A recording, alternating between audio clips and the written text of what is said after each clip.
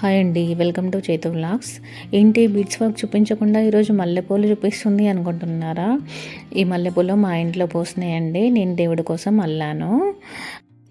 అల్లడానికి అవసరమయ్యే ఐటమ్స్: మల్లెపూలు తెంచి పెట్టుకున్నాను, థ్రెడ్ అండి, సీజర్, ఒక స్కేల్ తీసుకున్నాను. ఇది వెరైటీగా చూపిస్తున్నాను అండి. షాప్లలో అల్లడాలు కూడా ఇలానే అల్లుతారని నేను విన్నాను, చూశాను కూడా. అందుకోసమని ఈ కొత్త పద్ధతిలో అల్లి చూపిద్దామని మేము ముందుకు వచ్చాను. ముందుగా అయితే థ్రెడ్ ఎంత కావాలో అంత తీసుకోవాలి. నేను మాత్రం అందాదా తీసుకుంటున్నా అండి. తీసుకొని ఇలా స్కేల్ హోల్లోంచి తీసుకొని ఒక 2 ముళ్ళు మాత్రం వేయాల్సి ఉంటుంది. అంటే అది అటు ఇటు కదలకుండా ఉండడానికి. చూసారు కదా, అలా తీసుకొని ముళ్ళు వేయాలి. ఆ తర్వాత కొన్ని పూలను తీసుకొని అటొకటి ఇటొక పువ్వు మనం ఎలా అల్లుతామో సేమ్ అలానే అందులో పెట్టాలి. ఒక ముడి వేసుకొని రెడీగా పెట్టుకొని ఇలా లాగేసుకోవడమే. కానీ ఒక థ్రెడ్ చేతిలో ఎప్పటికీ ఉంటుంది. ఇంకో థ్రెడ్ని మాత్రమే ఈ ముడికి యూజ్ చేయాలన్నమాట. మీకు క్లియర్గా చూపిస్తున్నాను చూడండి, అలా అన్నట్టు. అటొకటి ఇటొకటి అయినా, అటు 2 ఇటు 2 అయినా మీ ఇష్టం. మీరు ఏ విధంగా అల్లాలి అనుకుంటే ఆ విధంగా మాత్రం పెట్టుకోవచ్చు. కానీ ఆ థ్రెడ్ చూసారు కదా, ఒక చేతిలో అలానే పట్టుకోవాలి. ఒకటే థ్రెడ్ మాత్రమే ఈ ముడి కోసం తిరుగుతూ ఉంటుంది. ఇలా అన్నమాట. ఎంత గట్టిగా వస్తుందంటే మనం చేతితో అల్లిందైనా కూడా లూజ్ అయిపోతుందేమో, కానీ ఇలా అల్లింది మాత్రం అసలు ఖరాబ్ అయ్యే వరకు కూడా లూజ్ అవ్వదన్నమాట. అలాగే స్టిఫ్గా ఉండిపోతుంది. ఈ సన్నజాజి మల్లెపూలు అంటారండి. మా ఇంటి పక్కన చెట్టు ఉంది, దానికి ఎప్పటికీ పూస్తూనే ఉంటాయండి. సన్నజాజి పూలు సువాసనకు ఎంతో ప్రసిద్ధి. ఇది సంవత్సరంలో ఎక్కువ కాలం పూసే మొక్కలండి. పూజలు, పెళ్ళిళ్ళు, శుభకార్యాలలో విరివిగా యూజ్ చేస్తారన్నమాట. లేడీస్ జడలో అలంకరించుకోవడానికి ఎక్కువగా ఇష్టపడే పూలలో సన్నజాజి మాత్రం ఇంపార్టెంట్ అనుకుంటారు. ఇది ఒక సాయంత్రం, రాత్రి వేళల్లో వీటి పరిమళం మరింత ఎక్కువగా ఉంటుంది. మీకు ఐడియా ఉంటుంది కదా. ఇంటి తోటలో కూడా సులభంగా పెంచుకోవచ్చు అండి. మంచి ఎండ, తగినంత నీరు, సరైన కటింగ్ ఉంటే ఎక్కువ పూలు పూస్తాయన్నమాట.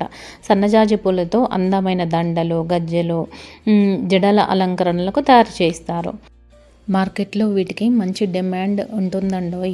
రైతులకు ఆదాయ వనరుగా కూడా మారుతుంది. చూసారా, అల్లుతూ పోతుంటే ఎంత మంచిగా, ఎంత నీట్గా వస్తుందో. అటొకటి ఇటొకటి అయితే నేను పెడుతున్నా అండి. దేవుడి కోసం కదా, కొంచెం ఎక్కువగా కావాలి. మా ఇంట్లో దేవుడి ఫొటోస్ చాలా ఉంటాయి కాబట్టి అన్నిటికీ కావాలి అన్నట్టుగా ఒక్కొక్కటే పెడుతున్నాను. అదే మన తలలోకి అయితే మాత్రం 2 పెట్టుకోవచ్చు.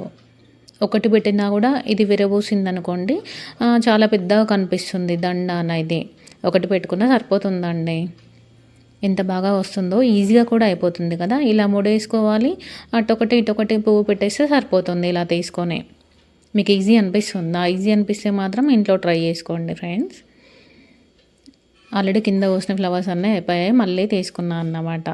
ఈజీగా అయిపోతుంది. చూసారు కదా ఎంత బాగా వచ్చిందో. ఆ ముళ్ళు మాత్రం ఎక్కడ కనిపించకుండా నీట్గా ఒకటే లైన్లో థ్రెడ్ మాత్రమే కనిపించుకుంటూ వస్తుంది.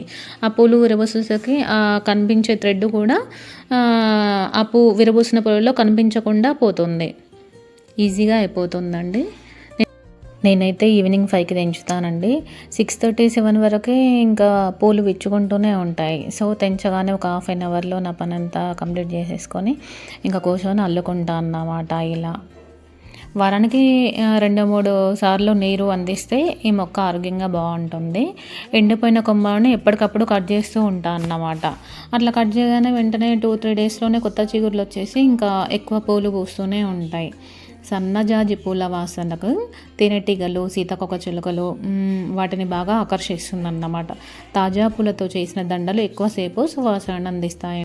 మీతో మాట్లాడుతూనే నేనైతే కంప్లీట్ చేశానండి. చూసారు కదా ఎంత దగ్గరికి, ఎంత బాగా వచ్చిందో. మీకు కూడా ఇలా చేసుకోవాలనిపిస్తే నా వీడియోని చూసి చేసుకోండి, చాలా ఈజీగా అయిపోతుంది. మీకు నచ్చితే లైక్, కామెంట్ చేయండి. Thank you so much.